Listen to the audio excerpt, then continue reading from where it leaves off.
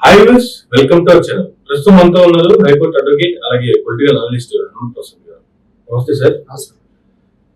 Sir, గత YCP హయాంలో పిల్లల్ని, ముఖ్యంగా వాళ్ళ ఫ్యూచర్ని, స్కూల్కి వెళ్ళలేనటువంటి అనేక మంది స్టూడెంట్స్ అందరినీ, విద్యార్థులందరూ కూడా స్కూల్కి పంపించేటువంటి మార్గం ఒకటి వెతికి ఏం చేస్తే వీళ్ళందరూ స్కూల్కి వస్తారు. చాలా మంది పిల్లల్ని కూడా వాళ్ళతో పాటు పనికి తీసుకెళ్తే గానీ వాళ్ళ కుటుంబాలు గడవలేనటువంటి పరిస్థితుల్లో తల్లిదండ్రులకి చేతుగా ఉండాలి. అట్ ద సేమ్ టైం పిల్లలు హ్యాపీగా స్కూల్కి వెళ్ళి చదువుకోవాలి. వారికి ఒక మంచి ఎడ్యుకేషన్ ఉండాలి. పిల్లలు స్కూల్కి వెళ్ళడం అంటే గవర్నమెంట్ స్కూల్కి వెళ్తాం వస్తాం అన్నట్టు కాకుండా ఇంటర్నేషనల్ స్టాండర్డ్స్ క్రియేట్ చేసి వాళ్ళని ఆ రేంజ్ లో స్కూల్ మానేసి పనికి వెళ్తున్నటువంటి పిల్లలందరినీ గవర్నమెంట్ స్కూల్ తిప్పినటువంటి గత ప్రభుత్వం నుంచి దానికి ఒక అమ్మఒడికి పేరు పెట్టి అమ్మ ఖాతాలో వీళ్ళకి ఏదైతే బయటికి వెళ్ళి సంపాదిస్తున్నారో వాళ్ళ పేరు ఏదైనా సంపాదిస్తున్నారో దానికి కనీసం సంవత్సరానికి ఒక్కొక్కరికి 15,000 నేను మీకు చేతికి ఇస్తాను.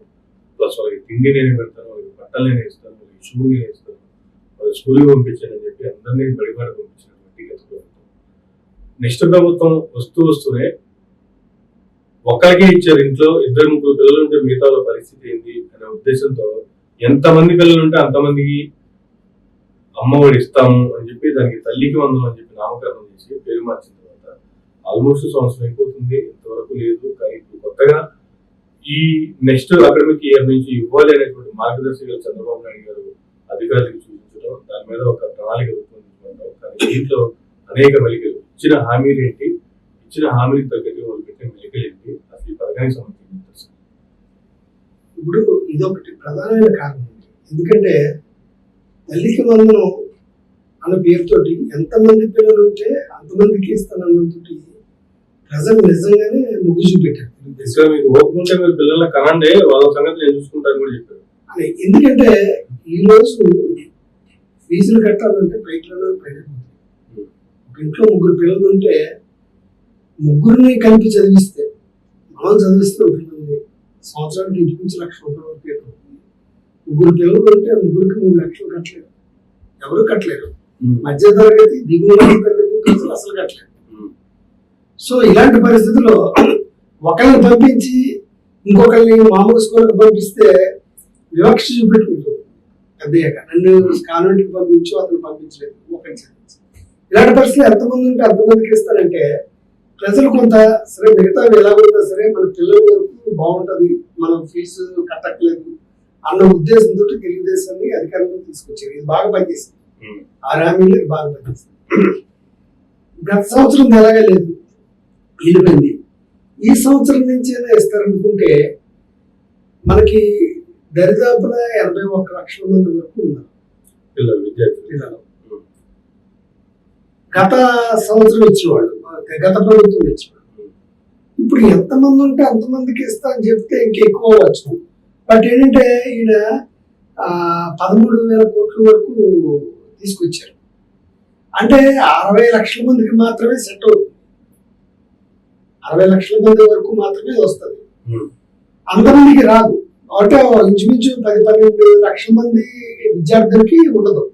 మరి దీన్ని ఎలా సార్ట్అవుట్ చేస్తారో చూడాలి.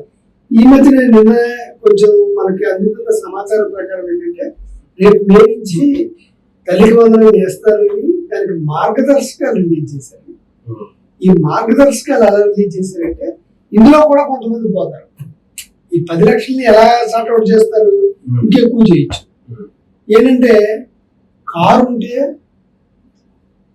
తల్లికి వందనం కింద రారు, 300 యూనిట్లు విద్యుత్ ఉంటే తల్లికి వందనం కింద రారు, తెల్ల రేషన్ కార్డు ఉంటే తల్లికి వందనం రాదు, 1000 చదరపు కిలోమీటర్ల స్థలంగానే ఉంటే తల్లికి వందనం కింద రాదు. ఇంకా మరి ఏం పెడతారో చూడాలి. గత ప్రభుత్వం ఎవరిని పెట్టింది కారు కానీ విద్యుత్ సంబంధించింది కానీ. విద్యుత్ ఏంటంటే 300 యూనిట్లు విద్యుత్ కానీ అంటే దాన్ని తీవ్రంగా విమర్శించినటువంటి కుటుంబ నేతలు ఈ రోజున అవే పెడతారు అన్నట్టుగా మార్గదర్శకాలు ఇస్తున్నారు అన్నట్టుగా. ఆ అథారిటీస్ కరెక్ట్ తెలియదు, మనకు అంత సమాచారం. దాని ప్రకారం ఈ మార్గదర్శకాలని బేస్ చేసుకుని వీళ్ళందరినీ షార్ట్అవుట్ చేసేస్తున్నట్టుగా వచ్చింది. ఇప్పుడు ఆంధ్రప్రదేశ్ లో పిల్లల తల్లిదండ్రులు గుర్తులో పెట్టే ఎలకలాగా ఆ పరిస్థితి. అంటే ఎంతమంది ఉంటే అంతమంది పిల్లలకి ఇచ్చేస్తారు, అంతమంది పిల్లలకి ఇచ్చేస్తా అని చెప్పి ఇప్పుడు ఆల్రెడీ తగ్గించేశారు. తగ్గించడం కాకుండా ఇందులో మళ్ళీ మార్గదర్శకాలు పెట్టి ఇంకా తగ్గిస్తే పరిస్థితి ఏంటి? ఎంతమందికి వస్తుంది, ఎంతమందికి రాదు? ఇప్పటి వరకు మీరు చెప్పింది పేరెంట్స్ సైడ్ నుంచి, బట్ మరలా చిల్డ్రన్ సైడ్ నుంచి కూడా మార్గదర్శకాలు ఉన్నాయి. మళ్ళీ చిల్డ్రన్ సైడ్ నుంచి మార్గదర్శకాలు ఏంటంటే హాజరు. అంటే ప్రతి విద్యార్థికి 75% హాజరు కంపల్సరీ ఉండాలి. హాజరు కంపల్సరీ లేకపోతే ఇది. సో ఇలాంటి పెట్టి ఫిల్టర్ చేసేస్తుంటే ఫస్ట్ చెప్పింది ఎంతమంది ఉంటే అంతమంది అన్ని లేయర్లలో ఫిల్టర్ చేస్తే వీళ్ళు అనుకున్నటువంటి పోనీ వీళ్ళు ఇవ్వాలనుకున్నటువంటి ఆ కొన్ని లక్షల మంది అయినా ఫిల్టర్ చేస్తే ఎన్ని లక్షలు మీకు అసలు ఫైనల్ ఇంకేముండదు. ఇప్పుడు ఏంటంటే మా వద్ద 50 లక్షల మందికి వచ్చింది ఇస్తున్నాం. ఎంతమందికి ఇస్తారన్నది పడ్డకు కానీ తెలియదు. ఆల్రెడీ ఈ మార్గదర్శకాలు ఏంటంటే ఇప్పుడు ప్రతి ఒక్క వ్యక్తికి ఏంటంటే ఈఎంఐలో కట్టుకుని కారు కొనుక్కుంటాడు.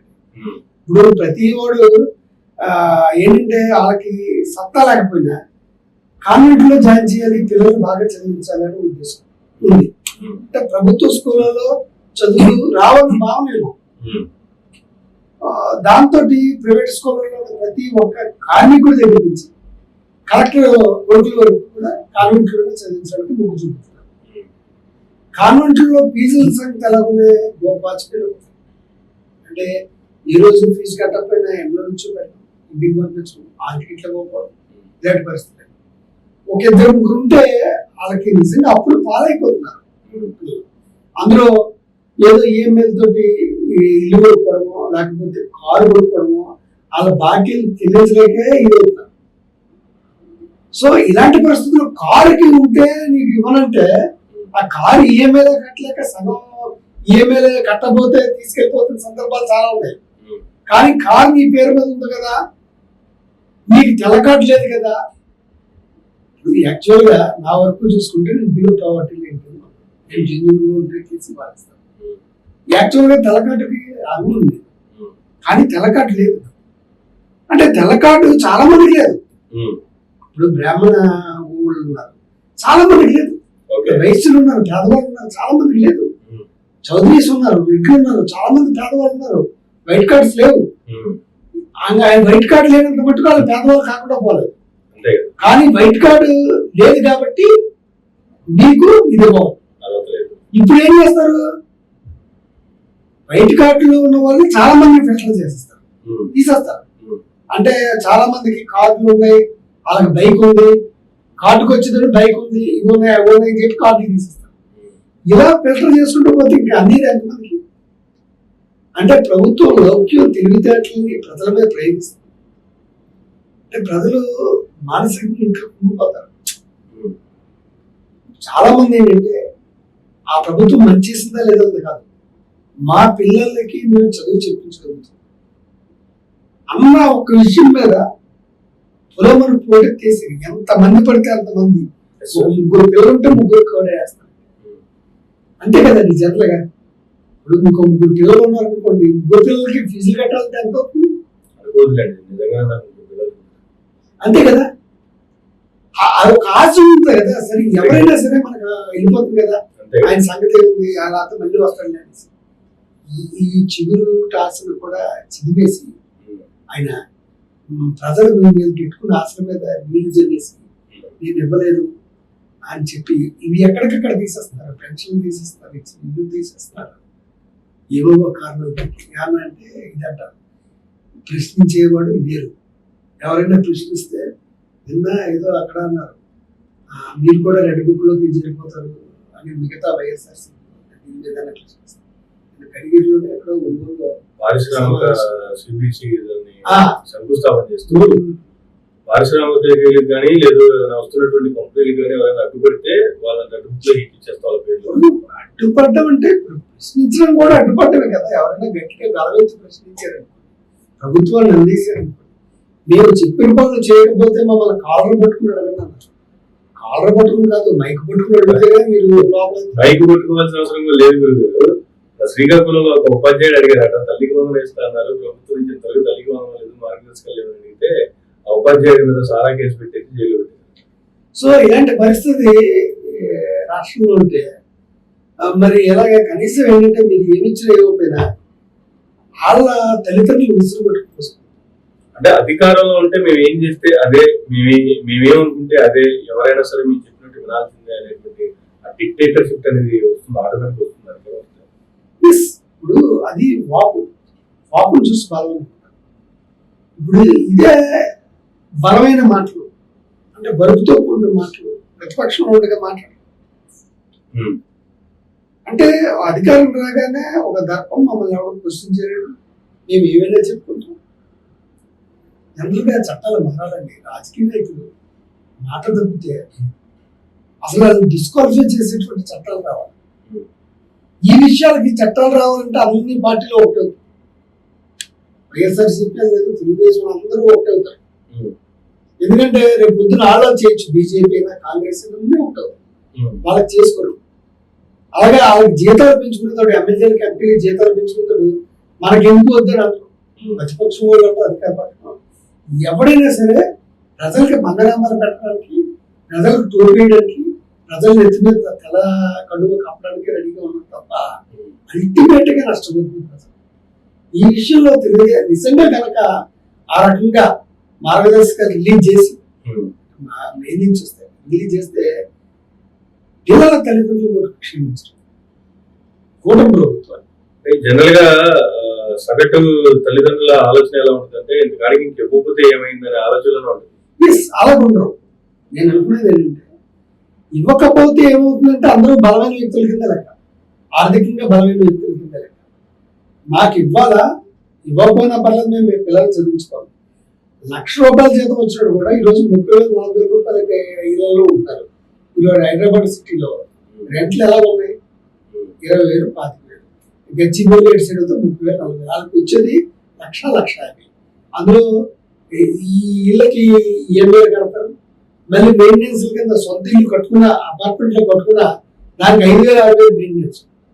మామూలు సొంత ఇల్లుండి ఇది కట్టుకోవడం ప్లస్ కార్కి EMI. ఇలా చూసుకుంటే వాళ్ళ స్థాయికి తగ్గట్టుగా పిల్లల్ని కాన్వెంట్ లో చేయించాలి.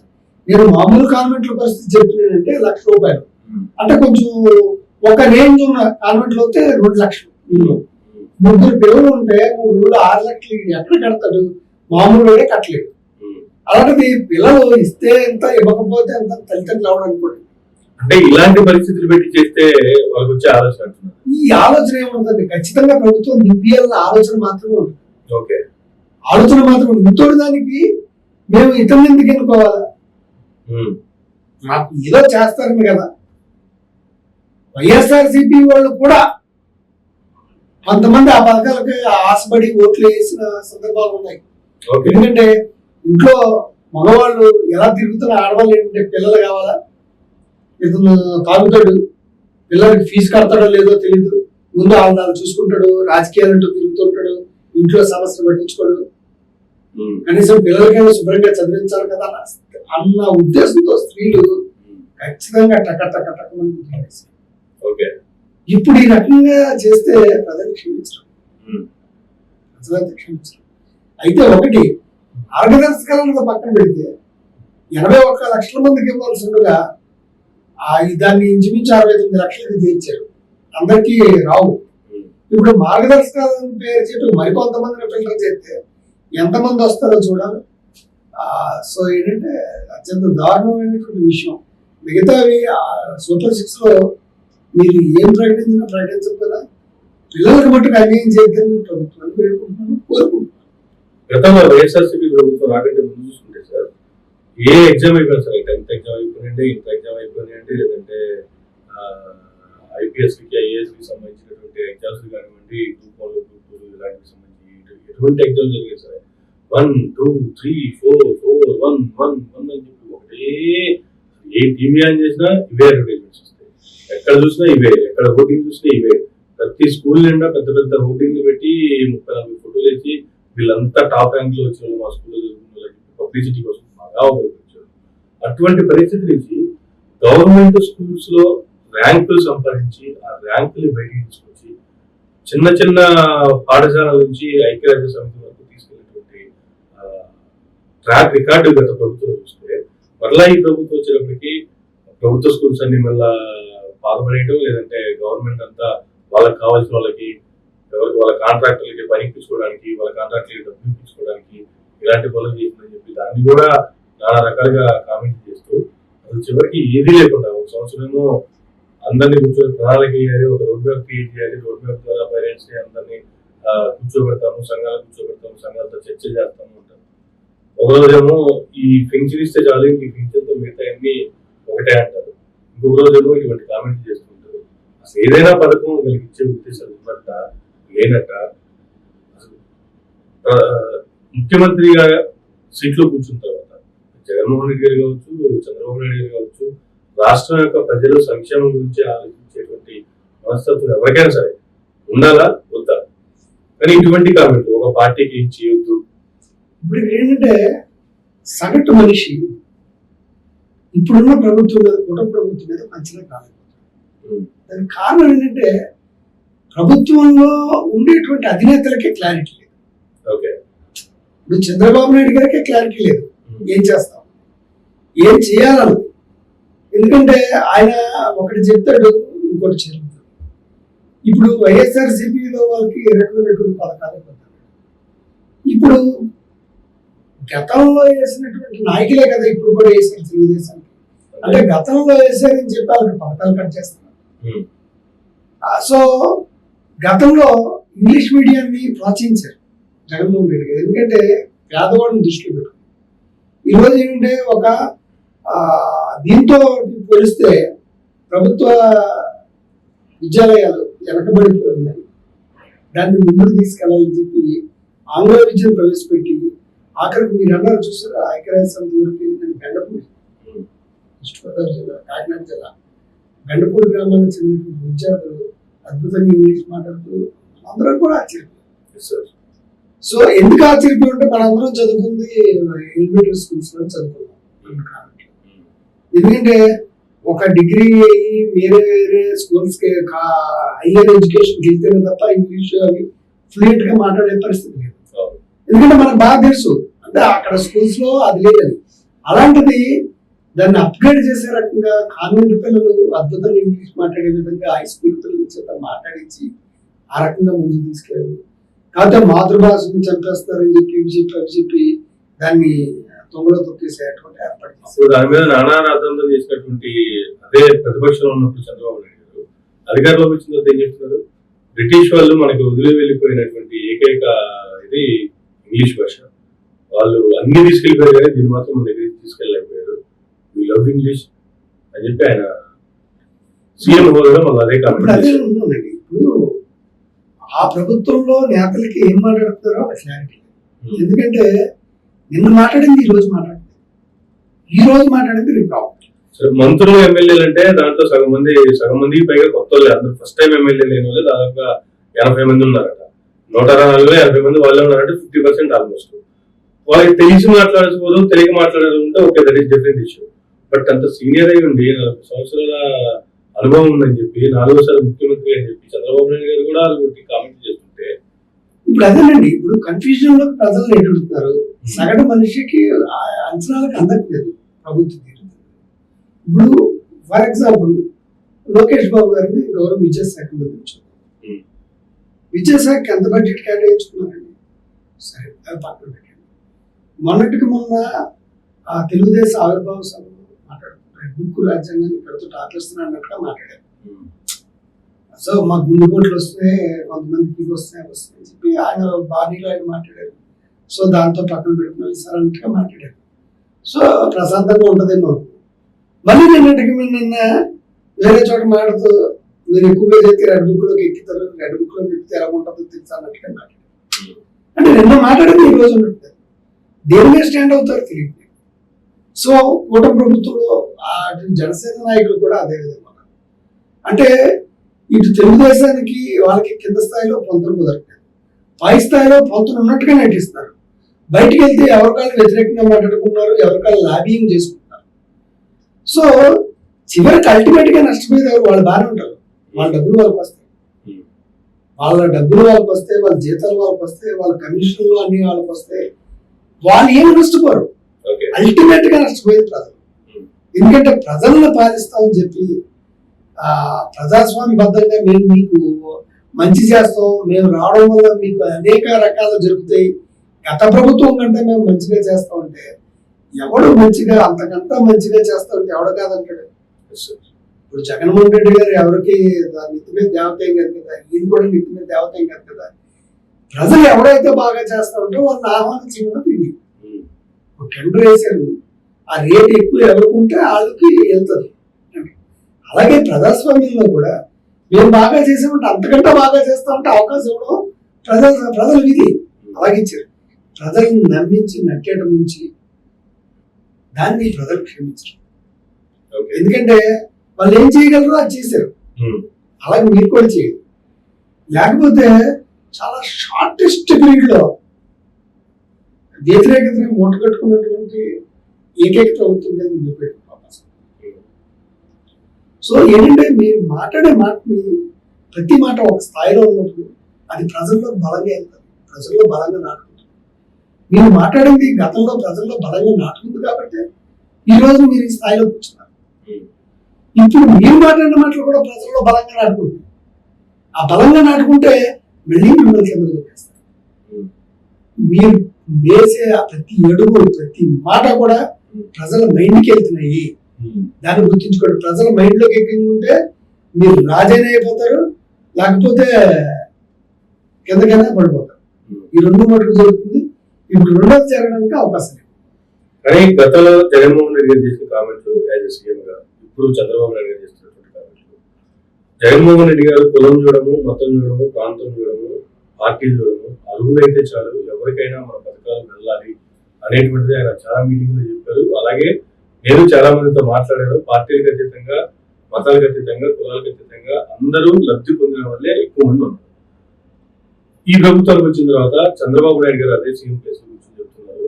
ఒక పార్టీకి మేలు చేయొద్దు, ఆ పార్టీకి సంబంధించిన ఏ కార్యకర్త లెవెల్లో కూడా ఏ ఒక్క వ్యక్తి కూడా ఎటువంటి పథకాలు కానీ, ఎటువంటి కార్యక్రమం కానీ, ఎటువంటి పనులు కానీ చేయొద్దు.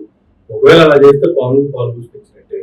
ఒకవేళ ఇటువంటి పథకాలు ఏమన్నా మార్గదర్శకాలు రిలీజ్ చేస్తే జస్ట్ మార్గదర్శకాలు అనుకోండి, ఇంకా వీటికి ఇంకా అది అమల్లోకి వచ్చినప్పటికీ ఎంత టైం పడుతుంది, అసలు అవుతుందా, ఈ సంవత్సరం కూడా అవుతుందా కాదనేది వచ్చిన మార్పు. బట్ మార్గదర్శకాలు అయితే రిలీజ్ చేశారు. కానీ ఇన్ని ఆంక్షలు పెట్టి, ఇన్ని స్టెప్లుగా, ఇన్ని లేయర్ లో దాన్ని వడపోతూ పోతే ఎట్లా సార్ అసలు ఈ ఇద్దరికి తేడా అంటే? ఇప్పుడు ఇద్దరు మాటలే కూడా మనకు వీడియోలో ఎప్పుడు కూడా ప్రభుత్వానికి విస్తార దృక్పథం ఉండాలి. అందరూ మన అనే భావన ఉండాలి. ఒక కుటుంబ యజమాని నా పార్టీ నీ పార్టీ అనేది అధికారంలోకి వచ్చేంత వరకే కదా. ఇప్పుడు గతంలో చంద్రబాబు నాయుడు గారు వేరు. గతంలో ఏమనేవారంటే నేను ఎప్పుడు పడితే అప్పుడు రాజకీయాలు మాట్లాడను, ఎలక్షన్ లో మాత్రమే మాట్లాడాను. ఇప్పుడు ఎప్పుడు పడితే అప్పుడు మాట్లాడను రాజకీయాలు. కారణం ఇక్కడ ఏంటంటే విస్తార దృక్పథం ఉన్నది లేదు. ఇప్పుడు జగన్మోహన్ రెడ్డి గారు వచ్చేటప్పుడు ఆయన వేదిక వాళ్ళకన్నా చూడదు, ఎవడైతే లబ్ధిదారుడు ఉన్నాడో వాళ్ళందరికీ ఇచ్చివలసిందే. అది బీజేపీ అవునండి, తెలుగుదేశం అవునండి, నన్ను పొగిడేవాడు అవునండి, నన్ను విమర్శించేవాడు అవునండి, ఇవ్వాలి. నాకు లేదని కానీ ఎవరైనా చెయ్యితే నేను నా సభల్లో కానీ మీకు సంగతి తెలుస్తాను అన్నట్టుగా మాట్లాడేదానికి. దానికి తగ్గట్టుగా అందరికీ వచ్చి అంటే ఒక నాయకుడు ఉండేటువంటి దృక్పథం విశాల దృక్పథం. అందరూ బెస్ట్ ఉదాహరణ చూసుకుంటేనే ఎమ్మెల్యే బాలకృష్ణ గారి సంగతి చూసుకుంటారు. వాళ్ళ క్యాన్సర్ హాస్పిటల్ కి ఆరోగ్యశ్రీ తరఫున వచ్చినటువంటి 460 కోట్లతో కావాలంటే అంటే రిలీజ్ చేశారట. ఆయన అఖండ మూవీకి సంబంధించి ఒకసారి నేను జగన్మోహన్ రెడ్డి దగ్గరికి వద్దామని చెప్పి పేర్ని నాయగారికి కాల్ చేస్తే జగన్మోహన్ రెడ్డి గారి దగ్గరికి బాలయ్య గారికి ఫోన్ చేశారు. ఎందుకంటే ఏం కావాలి అడిగిన ఏం కావాలంటే చేసి పెట్టండి, దానికి ఆయన గిడదాకా కావడం చెప్పారు. అదే చంద్రబాబు నాయుడు గారు వాళ్ళ ఫ్యామిలీ మీటింగ్ లో నువ్వు ఇక్కడ బావమర్తివేమో, అక్కడ నేను సీఎం, నువ్వు ఎమ్మెల్యే, కావాలంటే నా ఆఫీస్కి వచ్చి అపాయింట్మెంట్ తీసుకుని రావాల్సిందని చెప్పి ఆయన కామెంట్. ఇప్పుడు అదేనండి నాయకుడు ఉండవలసిన లక్షణం ప్రధానమైన విశాలం. ఇది సంకుచిత భావం, స్వార్థం. అంటే నేను బాగుండాలా, నా వాళ్ళు బాగుండాలా, అంటే నా పార్టీ బాగుండాలా, నాకైనా ఓటేస్తే వాళ్ళకి చూస్తాం, వాళ్ళకి చూస్తారో లేదో తెలియదు, మిగతా వాళ్ళకి వేయదు. డెలిబరేట్గా మీకు ఆ భావన ఉంటే మనసులో ఉంచుకోండి. నేను అంటుంది ఏంటంటే ఆ భావన ఉంటే మనసులో ఉంచుకోండి, చెయ్యండి కానీ బయటికి చెప్పడం. మీరు ఒక రాష్ట్రానికి అధిపతి, రాష్ట్రానికి ముఖ్యమంత్రి. రాష్ట్రానికి ముఖ్యమంత్రి అయితే అవి నేరపూరితమైన వాక్యాలు. మీ పొద్దున కోర్టులో వేస్తే కేసు ఫైల్ అవుతుంది. ఎందుకంటే అందరినీ పరిపాలించిన వ్యక్తి నేను కొంతమందికి అంటే మిగతా వాళ్ళు నేను ముఖ్యమంత్రి కింద గౌరవించడం గుర్తించడంటే కుదురుతుందా? అంతేగా. ఇప్పుడు అవతలోడు చంద్రబాబు నాయుడు గారు నాకు ముఖ్యమంత్రి కాదని కేసు పడుతుందా పడదా?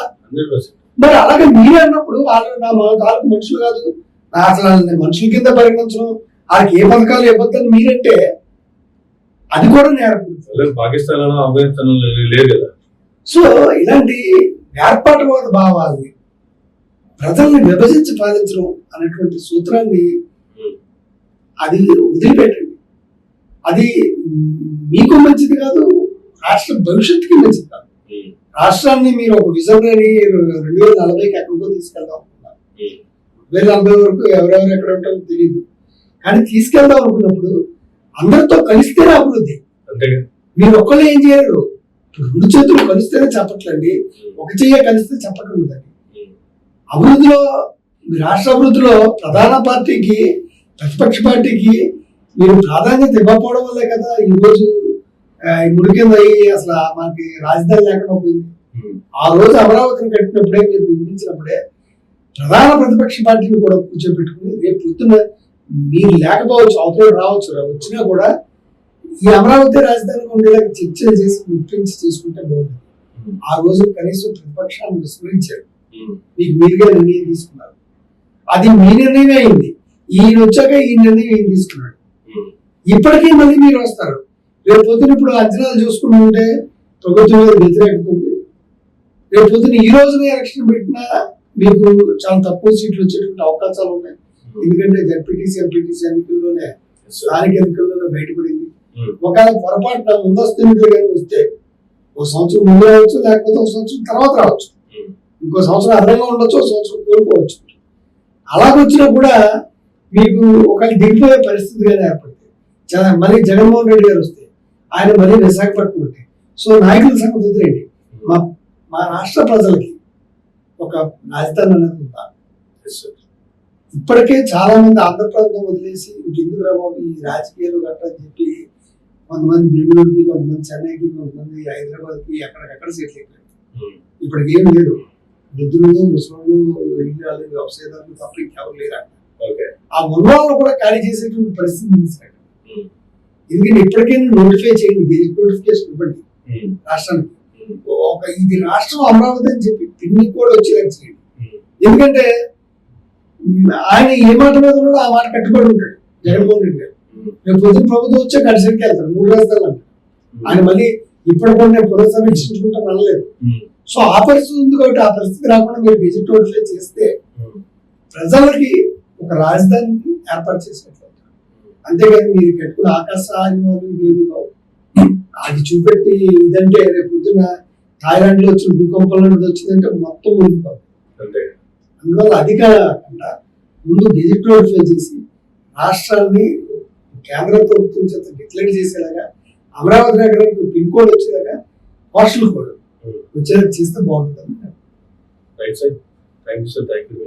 ఇదండి అమ్మకు 100 మార్గదర్శకులకు సంబంధించి దాంట్లో పెట్టినటువంటి ఆంక్షలకు సంబంధించి ధర్మప్రసాద్ గారు ఇచ్చినటువంటి వివరణ. ఇది చూస్తున్నానండి.